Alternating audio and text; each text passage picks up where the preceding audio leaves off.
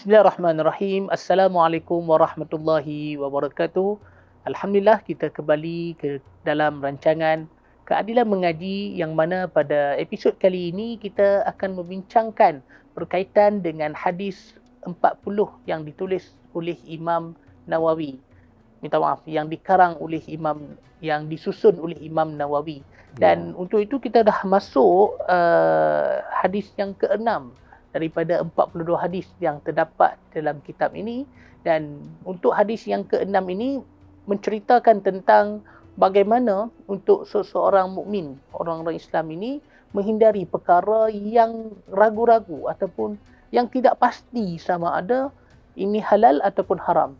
Dan sudah pasti perkara tersebut dipanggil sebagai syubhat. Perkara yang syubhat, yang kita ragu-ragui sama ada perkara ini adalah halal ataupun haram untuk kita laksanakan ataupun untuk kita makan perkara tersebut. Jadi untuk itu seperti biasa kita ketengahkan Al-Fadhil Ustaz Nik Omar pada episod kali ini. Dan untuk itu Ustaz, soalan yang pertama saya ingin bertanya kepada Ustaz, apakah yang dimaksudkan dengan syubhat? Ya. Bismillahirrahmanirrahim. Alhamdulillah, kita memuji dan bersyukur kepada Allah SWT kerana masih lagi beri peluang kepada kita untuk berada dalam majlis ilmu, termasuk slot yang dianjurkan oleh Keadilan Mengaji. Dalam slot hadis yang ke-6 berkaitan dengan halal dan haram, termasuk juga perkara yang syubhat. Secara ringkas, secara mudahnya, syubhat ni dia memberi makna sesuatu yang samar, sesuatu yang tidak pasti. Sebab itulah sebelum datangnya syubhat, dalam hadis ni dia cerita dulu tentang innal halala bayyin wa innal harama bayyin. Benda halal dalam Islam ni telah jelas sebenarnya. Begitu juga perkara yang haram telah jelas. Jadi terbaik bagi kita ambil yang telah jelas. Maknanya kita beramal dengan yang halal dan kita meninggalkan benda yang haram. Cuma kadang-kadang ada unsur ketidakjelasan antara halal dengan haram yang kita panggil syubhat. Jadi syubhat ni kita sebut tadi dia berkait suatu benda yang sama-sama, yang kita tidak tahu hakikat sama ada benda tu halal ataupun haram, benda tu sesuai untuk kita buat ataupun kita tidak buat. Contohnya dalam kita pengurusan kewangan lah.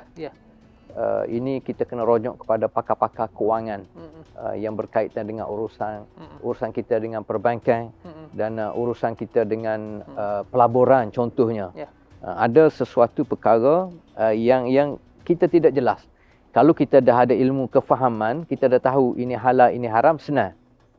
Tapi kadang-kadang ada perkara yang kita tidak sama, jadi yang sama, jadi terbaik bagi kita rujuk kepada pakar. Sebagaimana fas'alu ahla zikri in kuntum la ta'lamun. Maknanya pakar dalam bidang pakar kewangan Islam contohnya. Kalau kita tidak jelas dalam bidang politik contohnya, kita tanya orang yang berkepakaran dalam bidang politik, dalam bidang pengurusan negara, supaya kita tidak mudah terjerumus dalam perkara yang syubhat, sehingga mungkin kita agak mudah untuk menghukum, menyesatkan seseorang. Jadi itu risikonya terlalu berat kepada kita. Betul. Jadi terbaik kita cari jalan yang sesuai. Ataupun benda yang berkait dengan kehidupan harian kita, fil makal wal mashrab, benda yang berkait dengan makan minum kita. Jadi kalau kita ada ilmu, kita dah tahu tentang halal haram, makna jelas. Yang halal tidak ada masalah, yang haram kita tinggalkan terus. Tetapi kalau benda yang syubhat, kita kena lebih berhati-hatilah supaya kita tidak terjerumus dalam benda yang syubhat. Ataupun benda syubhat berkait dengan kehidupan harian kita, fil lahwi wal ghina contohnya.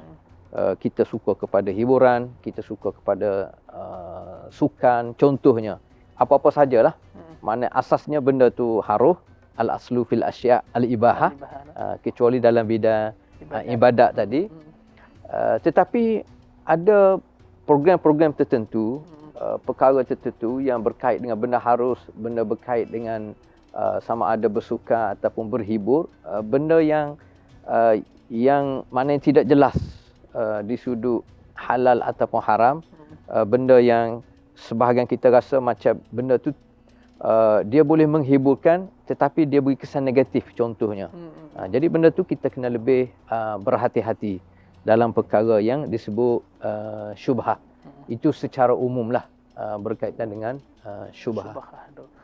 Baik, Al-Fadhil Ustaz telah menjelaskan berkaitan dengan syubhah, dan sebenarnya syubhah ini dia terkait dalam kehidupan seharian kita. Dan kita akan sentiasa menghadapi perkara tersebut, sama ada kita meragui perkara ini boleh ataupun tidak, halal ataupun haram.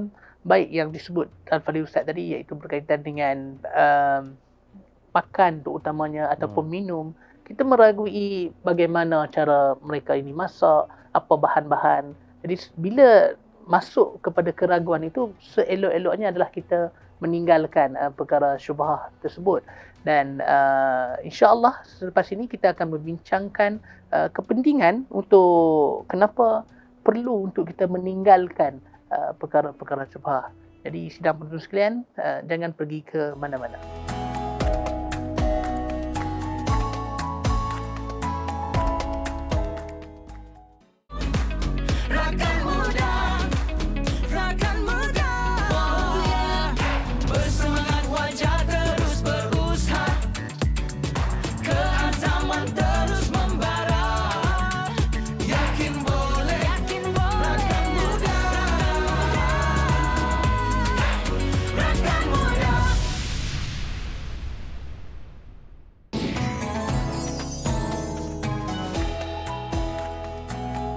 Alhamdulillah, bersyukur pada Allah Taala, dan kita masih lagi membincangkan berkenaan dengan hadis yang ke-6 yang terdapat di dalam kitab Arba'in Nawawi. Dan sebentar tadi Al-Fadhil Ustaz telah membincangkan ataupun menghuraikan dengan lebih jelas berkaitan dengan maksud syubhat sebagaimana yang terdapat dalam hadis ini. Dan saya ingin bertanya juga kepada Al-Fadhil Ustaz untuk slot ini, iaitu perkara-perkara yang berkaitan dengan syubhat ini, iaitu kita meragui sama ada halal ataupun haram, dan sudah pasti sebolehnya untuk kita hindari perkara tersebut. Jadi Ustaz, apa kelebihan yang kita dapat jika kita dapat untuk menghindari perkara-perkara syubhat ini? Silakan Ustaz. Antaranya apabila terbaiknya kita hindari. Kalau kita terus terjerumus berurusan dengan perkara-perkara yang syubhah, kesan negatifnya akhirnya kita lupa tentang dosa pahala. Baik. Kita akan lupa tentang matlamat kehidupan kita. Kita akan terlalu menjurus kehidupan kita seluruhnya kepada persiapan untuk hidup atas dunia semata-mata. Tanpa kita ada persiapan, persediaan tentang hari akhirat. Dan tentunya akhirnya kita kena yakini apabila kita sentiasa terlibat dengan syubhat, kita akan dikuasai oleh hawa nafsu kita dan syaitan. Artinya kita akan jauh daripada rahmat dan maghfirah daripada Allah Subhanahu Wa Taala. Artinya terbaik bagi kita hindari, jauhi daripada benda-benda yang syubhat. Dan dalam hadis ini dia sebut secara jelas kelebihan orang yang hindari benda-benda syubhat. Dia guna ayat famanit taqash syubuhati. Mana dia guna istilah ataupun kalimah ittaqa. Macam kita takwa lah. Jadi orang bertakwa ni dia sentiasa hidup dalam keadaan berhati-hati. Supaya setiap tindak tanduk dia, tutur kata dia bertepatan dengan skop agama, bertepatan dengan boleh mendatangkan keredaan Allah SWT. Begitu juga kalau kita mengambil langkah yang tepat, benda halal tidak ada masalah sebab dia ada jelas. Benda haram tidak ada masalah sebab dia telah jelas keharamannya. Kita mudah nak tinggal insya-Allah. Tapi syubhah ni dia macam 50-50. Tetapi kalau kita nak jaga kehidupan kita supaya sentiasa dalam rahmat Allah. Kita nak jaga muruah diri kita, maruah diri kita sebagai seorang Muslim, sebagai seorang mukmin. Kita nak jaga agama kita, maka kita menjauhi syubhat tersebut. Famanittaqash syubuhati. Nabi kata sesiapa yang menjauhi benda syubhat, faqad istabra'a lidinihi wa irdih. Maka seolah-olah dia jaga maruah dia dan dia jaga agama dia. Itu amat penting. Bagi kita seorang Muslim, seorang hamba Allah SWT, kita jangan sekali-kali kita terlibat dalam perkara-perkara yang tidak menguntungkan kita. Termasuk kita terus terlibat dalam benda-benda yang syubhah. Macam contohnya kita dalam bidang agama lah, sebagaimana kita sebut. Kadang-kadang kita berniat untuk menarik seramai mungkin orang yang mendengar ulasan kuliah ceramah daripada kita, tetapi tidak sampai ke peringkat kita bawa benda-benda yang tidak pasti, benda-benda yang kalau kita bincang sebelum ni perkara yang berkaitan dengan bid'ah, ataupun benda-benda yang syubhah di sudut halal haramnya. Jadi kita lebih mengutamakan perkara tersebut adakah bertepatan ataupun mendapat redha Allah ataupun tidak. Itu kita sepatutnya menjadikan keutamaan kita. Ataupun orang yang terlibat dalam pelbagai bidang, dalam bidang dakwah kita sebut tadi, ataupun dalam bidang politik sekalipun. Tentulah bila sebut politik, persaingannya lebih kuat, lebih panas. Kalau kita betul-betul kita terlibat dalam bidang politik, contohnya kerana kita ingin memberi khidmat yang terbaik kepada negara, kepada agama kita, kepada rakyat keseluruhan, itu baik. Tapi jangan sampai ke peringkat kita terlibat dengan benda-benda syubhah. Contohnya kalau kita tak setuju dengan lawan kita, sama ada di sudut pandangan, sama ada di sudut parti kepartian contohnya, jangan sekali-kali kita terlibat dalam contohnya propaganda yang kita tidak jelas sahih ataupun tidak, sebab dia akhirnya bawa kepada fitnah, dan fitnah ini kita tahulah kesan yang begitu berat, sama ada kepada maruah orang lain ataupun kesan kepada kita sendiri yang terlibat di sudut jauhnya kita daripada rahmat dan keberkatan dalam kehidupan kita. Artinya terbaik bagi kita kalau kita nak selamat dunia dan akhirat, kita ikut sebagaimana yang disaran oleh Nabi kita Muhammad sallallahu alaihi wasallam. Famanittaqa asyubuhati. Sesiapa yang bertakwa, maknanya dia menjauhi benda-benda yang jelas di sudut syubhah ni, maka sebenarnya dia mengambil satu tindakan yang begitu tepat dalam kehidupan dia. Dia jaga maruah diri dia dan dia jaga agama dia. Itu yang penting. Masya-Allah. Jadi ni Ustaz, ada yang Ustaz sebut tadi, iaitu kalaulah kita meragui sesuatu berita terutamanya apabila sampai kepada kita kan, ataupun meragui sesuatu, ialah dalam keadaan sekarang ini media sosialnya dengan satu bentuk kita kata pelbagai lambakan berita-berita yang kita tidak pasti, bahkan boleh menimbulkan fitnah yang macam Ustaz sebut. Apabila dia tidak meletakkan syubhat itu menjauhi perkara syubhat, dia menerimanya dan akhirnya dia terus menyebarkan berita-berita yang akhirnya berita ini adalah sebenarnya tak betul pun. Ini adakah itu terkandung dalam perkara syubhat? Dalam ayat Quran sebagaimana kita tahu kan, ya ayyuhallazina amanu in ja'akum fasiqun binaba'in fatabayyanu. Itu sebenarnya untuk semua kehidupan kita. Satu-satu berita, tak kira daripada siapa, kita kena pastikan dulu kesahihan dia.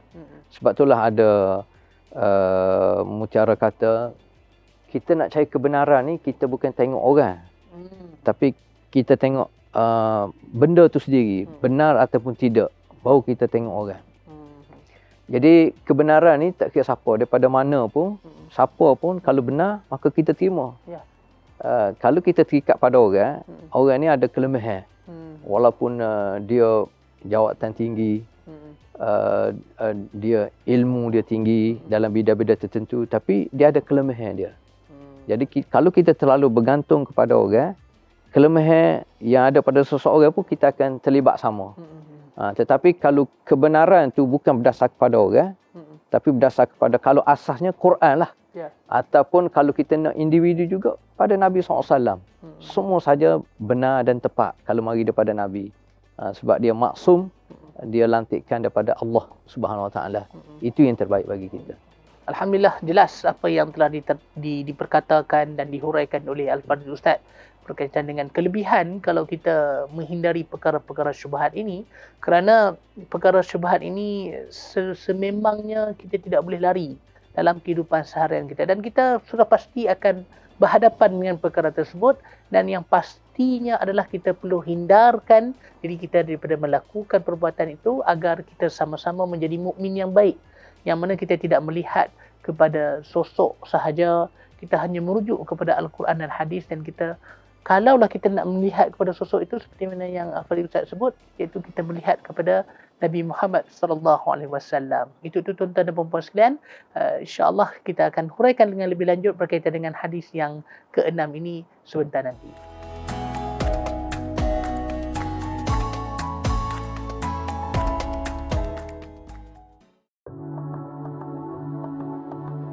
Malaysia to be followed by Nigeria, please. Thank you, Chair.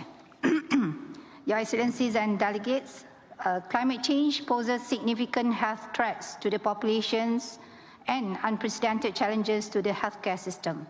The projected climate scenario in Malaysia for the year 2100 includes a rise of average annual surface temperature by 1.9 to 2.1 degrees centigrade, annual precipitations from 14% to 25%, and sea levels are projected to rise by about 0.7 meter. The Ministry of Health Malaysia's ambitions for climate and health includes building a climate resilient and low carbon health system to achieve carbon neutrality, net zero by 2050, strengthening the health sector's preparedness and response to extreme weather events, enhance surveillance and early warning system, conducting climate change and health vulnerability and adaptations assessments, VNAs, at the populations and or healthcare facility level.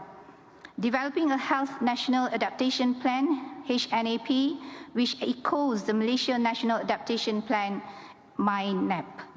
Minister of Health Malaysia acknowledges that healthcare facilities operations encompassing energy usage, waste generations, and resource consumptions contribute significantly to the overall carbon footprint, in alignment with the governments of Malaysia's dedicated pursuit of a net zero country by 2050. Congratulations for the first half day. Thank you.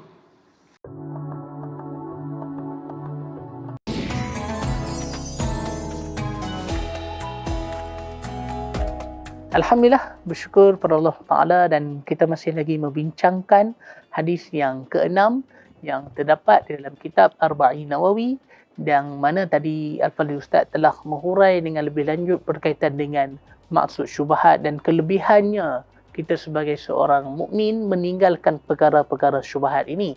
Dan untuk slot yang terakhir ini, saya ingin bertanya kepada Ustaz, sebab dalam hadis ini diceritakan juga berkaitan dengan segumpal darah yang disebut, iaitu yang mana dengan segumpal darah inilah sama ada menentukan kita bernasib baik ataupun buruk atas kerana di akhirnya itu Nabi SAW menyebut wahiyal khab. Dan untuk itu Ustaz, mungkin Ustaz boleh huraikan sedikit berkaitan dengan segumpal darah yang telah diceritakan di dalam hadis ini. Ya, sebenarnya dia berkaitan rapat antara islah kita, tazkiyah kita terhadap hati sanubari kita dengan kekuatan azam kita untuk meninggalkan perkara-perkara yang haram ataupun syubhat. Jadi kalau kita fikir sebab apa kita ataupun orang lain agak sukar dia nak tinggalkan benda-benda yang pasti telah dilarang oleh Allah SWT, ataupun dia masih keliru, sama ada dia masih kekal dalam benda-benda syubhat ataupun tidak, sebenarnya dia berkait dengan hati. Jadi sebab itulah faktor utama untuk pastikan tindak tanduk kita ni betul ataupun tidak, sahih ataupun tidak, kita mesti muhasabah diri kita melalui hati kita. Kalau hadis ni dia sebut ala wa inna fil jasadi mudghah. Dalam tubuh kita ni ada segumpal daging, mudghah. Idza salahat salahal jasadu kullu. Kalaulah mudghah ini sihat, maka dia akan beri kesan kesihatan kepada seluruh tubuh badan kita. Wa idza fasadat fasadal jasadu kullu. Kalau mudghah ini rusak, maka dia beri kesan kepada seluruh tubuh, iaitu ala wahyal qalb. Maknanya hati kita. Contoh mudah dalam tubuh kita ni, kalau kita kata fungsi organ jantung lah. Kalau jantung tu berfungsi dengan baik, maknanya dia akan berkesan kepada keseluruhan kesihatan tubuh badan kita. Kita akan rasa sihat. Sebab apa? Sebab organ jantung tu berfungsi dengan baik. Tapi kalau jantung ada masalah, dia akan beri kesan lah kepada seluruh tubuh kita. Begitu juga keseluruhan kehidupan kita, zahir dan batin. Berkait dengan niat tadi, berkait dengan amalan-amalan zahir. Dia tengok kepada hati kita. Kalau hati kita rusak, terlalu banyak penyakit, penyakit takabur, penyakit dengki, penyakit riak, penyakit ego, ananiah semua sekali, penyakit tak boleh hormat kepada orang, penyakit takjub, rasa kagum dengan pandangan kita, dan kita memperlekeh semua orang. Memanglah kita sebenarnya, sama ada kita sedar ataupun tidak, kita mudah terjerumus dalam perkara-perkara mungkar, sama ada benda tu jelas haram ataupun benda syubhat, tetapi sebenarnya tak selamat juga bagi kita. Jadi sebab itulah Islam menganjur kita melalui Nabi kita Muhammad SAW, termasuk melalui hadis ni, supaya kita cakna terhadap hati kita. Perlu pada solah al-amal. Setiap amalan yang kita buat, aktiviti harian kita dalam apa saja bidang, dia berkaitan rapat dengan kesohihan, kesihatan, kebenaran yang ada dalam hati kita. Itu sebenarnya. Dan menjadi kewajipan bagi kita sebagai seorang Muslim untuk kita ambil ihtimam, kita ambil perhatian yang tinggi, yang berat, macam mana untuk kita memperbaiki hati kita. Macam mana kita nak berusaha untuk meninggalkan asasnya perkara-perkara yang haram dan juga perkara-perkara yang syubhat. Sebab itulah antara sifat ataupun akhlak utama yang perlu kita tahalli dalam diri kita. Apabila kita telah takhalli, kita buang jauh-jauh sifat-sifat yang buruk tadi, maka kita tahalli, kita hiasi dengan sifat-sifat yang baik. Antaranya adalah sifat wara' dan juga sifat zuhud. Jadi antaranya, apabila sebut sifat wara' ni, sebenarnya semua kita layak dan boleh untuk bersifat dengan sifat wara'. Sebab asas sifat wara' adalah meninggalkan benda-benda yang haram. Dalam masa sama juga, wara' juga adalah meninggalkan benda-benda yang syubhat. Kemudian sebahagian ulama, dia ambil istilah wara' tu supaya nak pastikan betul-betul kehidupan kita ni berada di atas landasan yang benar. Wara' tu juga diberi makna kita meninggalkan sebahagian daripada perkara yang mubah. Sedangkan mubah, apabila sebut mubah, semua kita boleh buat. Tapi kerana kita nak pastikan supaya semua tindak tanduk kita ni kena dengan kehendak Allah, sebahagian daripada mubah tu kita tinggalkan. Sebab apa? Sebab takut terjerumus dalam perkara yang syubhat dan benda haram. Itu contoh. Apa contoh benda yang mubah? Ialah kita nak bersukan, kita nak berhibur, kita nak berdialog apa saja tajuk, tapi kena ada hak dia.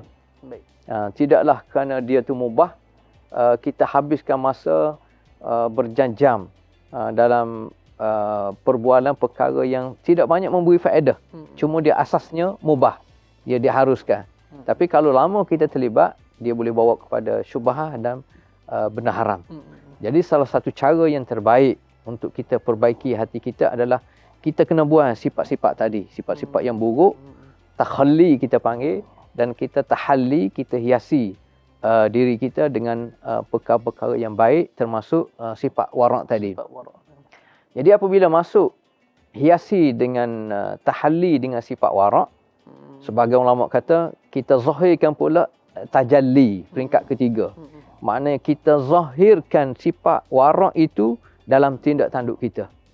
Maknanya kita lebih jaga benda-benda yang harus tidak semuanya kita lakukan, apatah lagi benda-benda yang syubhat dan benda-benda yang haram. Dan perkara lain yang boleh kita lakukan untuk perbaiki hati kita ni adalah kita kena sentiasa at-tadarru' ila Allah, tunduk, patuh, hina diri kita kepada Allah SWT melalui ibadat-ibadat khusus, termasuk kita sentiasa berdoa kepada Allah. Antaranya, ya muqallibal qulub tsabbit qalbi ala dinik, antaranya. Wahai Allah yang kekuasaan dia mampu membolak-balikkan hati kita. Sebagaimana hadis yang lain disebut, kadang-kadang waktu pagi gambaran kita ni seorang yang mukmin. Di waktu petang dengan tindak tanduk kita seolah kita seorang yang kufur pula, yang asi kepada Allah.